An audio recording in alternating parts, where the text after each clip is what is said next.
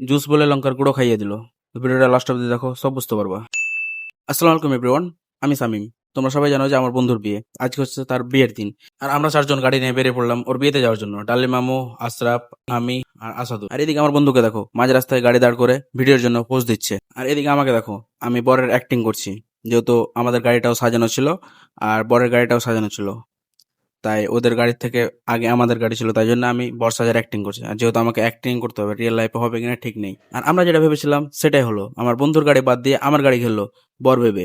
অনেকক্ষণ পর সত্যিটা জানার পর আমার গাড়ি বাদ দিয়ে আসল গাড়িটাকে ঘেরলো। আর আজকে তো শুধু পুরো দিন ডাকাতি চলবে, মানে টাকার ডাকাতি।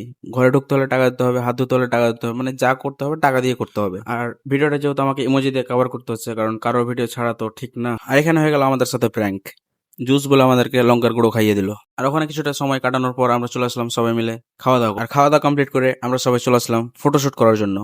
আর ফটোশুট করেছে সবাই, এখানে ঘুমিয়ে পড়েছে। কে ঘুমিয়ে আছে কে বসে আছে, মানে কারোর টাইম স্পেন্ড হচ্ছে না। তো আমিও এখানে বসে আছি। তারপরে আমি এদিকে এসে নতুন বউয়ের কিছুটা ফটোশুট করে নিলাম। তো আমরা সবাই ফাইনালি বেরিয়ে পড়লাম বাড়ি। তো আজকের ব্লগ এই পর্যন্তই, দেখা হচ্ছে নেক্সট ব্লগে। Bye bye.